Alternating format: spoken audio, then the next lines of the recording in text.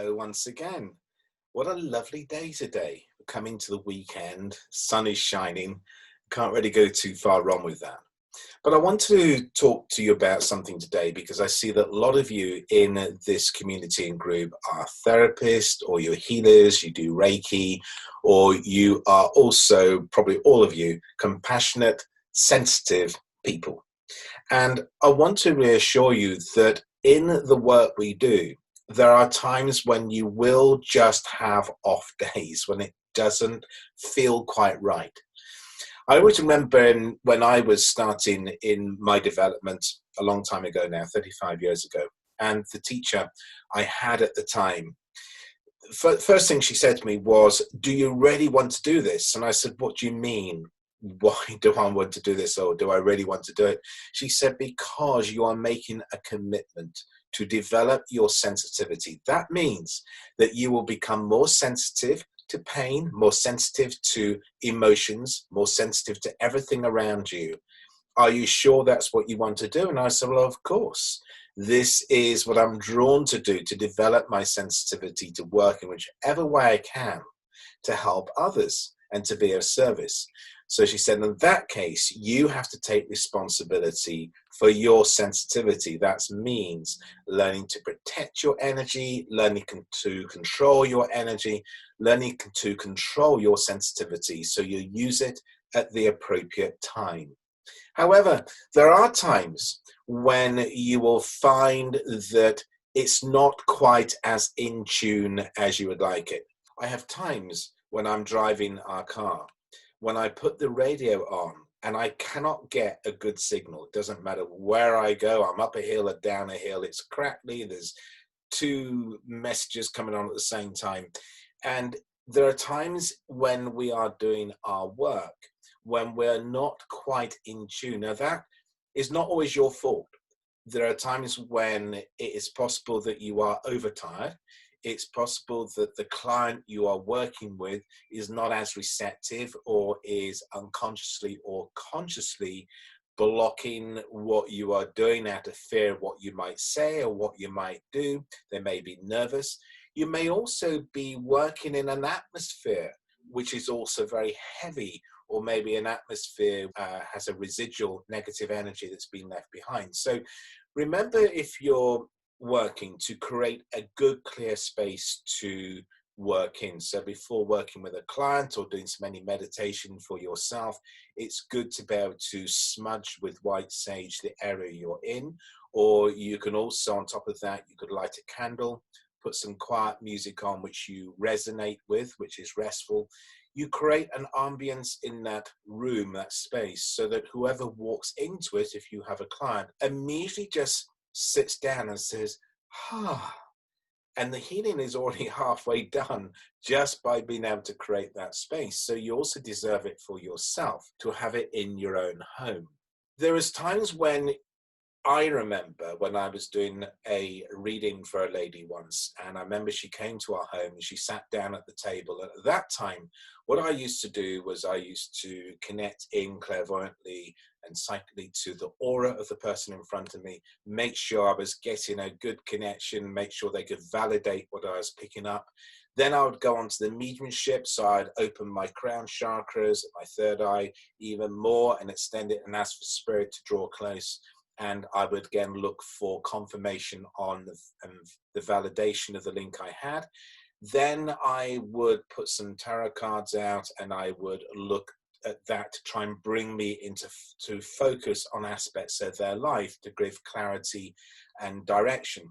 However, this one particular lady, she didn't respond particularly well as I was going through the aura. She was kind of saying, maybe, not sure. And then, and as the medium or clairvoyant, you start to lose a little bit of confidence in what you're doing. And then I went to the mediumship, and whoever I was trying to bring through, she said, could be, not really sure. And I thought, oh, this is just not feeling right at all. Because at this point, the flow is stopping. You start to become more doubtful. You start to find your thoughts are coming in and you're losing that link.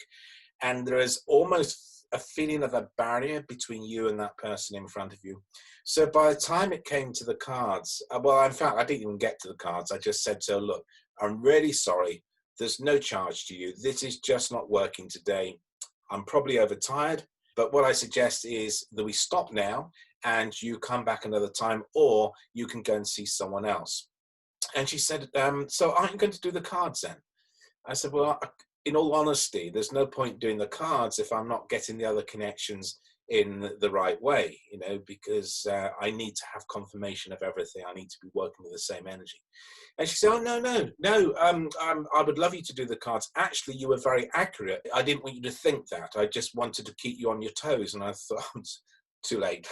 I'm not interested anymore. I'm not here to be challenged or to be tested. I'm here to help. And I said, so, okay, we put all this away. I put the cards away, whether she likes it or not. I said, so out of interest, just tell me, why did you come? What did you come for reading for? What help were you looking for? And she said, actually, I just came out of curiosity, really. I have everything's good in my life. Everything's running smoothly. I feel well. There's nothing I need help with. I just came to see what would happen. And it was a valuable lesson to me. First of all, value and respect the gift you have and what you've worked so hard to work with. Don't let anyone disrespect it or abuse it. Have integrity in terms of what you do. Don't just feel you have to do what someone wants you to do or to just fit in with their expectations. If you train hard this sort of work, you make a lot of sacrifices. We can't always be on the money every time. However, we can still have integrity and we can still help the person, or we can be absolutely honest and say to them, I'm sorry, but today's not working. Come back next week. And people respect that. The thing is, remember, you're not a machine. Give yourself permission to have a day when you're feeling tired. Just give yourself permission to have a day off. You know, we are working with a very, very delicate energy, a very fine frequency. And it's important that we honor that and don't feel it's always your fault. Don't beat yourself up about it. I know personally, I used to always question myself after I'd done a demonstration when I was on the circuit some years ago. And I would always be thinking, how could I get more evidence? How could I be quicker, sharper, present it better? And I was doing that because I wanted to better myself at what I was doing. There's nothing wrong with stretching yourself, going out your comfort zone. Watch mediums and therapists, healers. Watch people who inspire you, because it will lift you and it will make you think, wow, you know, I want to do a little bit of that. I want to do more. And that's what we want to have, that inspiration, the passion, and the connection, because that's what makes this work so fulfilling. When you are working of service to others, you are inspired. When you are bringing in the energy of spirit, you all have guides. You all have guides that are with you. We just need to bring them in, and it may be something that I'm going to do more work on, or may offer a teaching course, a development workshop in relation to linking more strongly with your guides. So I'll be thinking about that and seeing how it feels. In the meantime, the other thing I wanted to talk about is there's a lot of people I'm noticing, and clients, who are finding at this moment in time in their life, it's almost as if they're realizing there are bumps in the road, the sleeping policeman, the potholes, the things in life which just, it's not going quite as smoothly as they would like it to, when there seems to be an obstacle put in front of them. And the more they think about it, and the more they think about it, the bigger the obstacle becomes, until it becomes almost bigger than them. In reality, what we can do is ask for help from our guides to be able to smooth the way.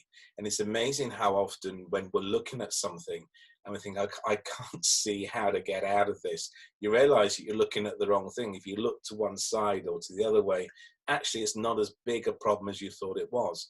So what I wanted to say, for those of you who are feeling that the bump in the road for you in your life is too big, I want you to take a look at this next clip I'm going to show you, because I think you'll resonate with it. Anyway. Okay, you can go. You can do it. Okay, good. I hope you enjoyed that. The next thing I just want to do for you is, before I leave you, is I'm going to pull a couple of cards for you, a Psychic Tarot Oracle deck I'm not really a tarot reader, but I do like these cards, and it's something which is quite fun to do. And I just wanted to pull something out for the day for anyone who is finding that there is a challenge they're having to face this weekend, or doubting their ability to overcome that challenge. I shuffled the deck twice, and I pulled the cards out and I put them back in. I thought, right, okay, I've got that sorted. Went to pull the card out again, and the same card came out. So that's the one I'm going to give you. This card, which is the card of triumph. So for those of you who are feeling as if you're having to deal with challenges this weekend, where you feel that something in front of you weren't expecting to deal with, I want you to know that you will be triumphant, all right? It will be triumphant. Now, it may be that the feeling of victory, the feeling of overcoming something, sometimes comes in a way that you don't expect. The thing is, deal with it with courage. What is always a good idea is to think back to the times in your life when you have overcome something which was quite a major obstacle, when you achieve something for the first time, when you swam your first length, when you passed your driving test, when you did something that you had worked hard for, but you overcame it, and you went against the odds and you did it for yourself and you were so proud. Remember that feeling. Go back in your mind to that memory and remember the sound of the applause. Remember the certificate. Remember the feeling of someone shaking your hand and saying, well done. And to hear family and friends in your mind still congratulating you and saying, well done. And feel that sense of achievement and realize that is the same person still there in you now. So when you're going forward in life now, whatever that challenge is, ask that you can tap into that resource, that memory, that reference point of the sound of the applause, of the certificate, of the well done, of the praise, the congratulations. Remember it, feel it, see it, hear it, and let it become part of today. Let it become part of the energy you present towards what was a perceived challenge, and realize that actually it's just a small bump in the road and you don't need to jump as high as you thought you had to. You can just gently step over it or walk around it, and actually it will be as if it was never there, and realize that your energy gets stronger. Remember, stop looking down at your feet thinking, what am I going to fall over? Instead, look ahead at where you're going.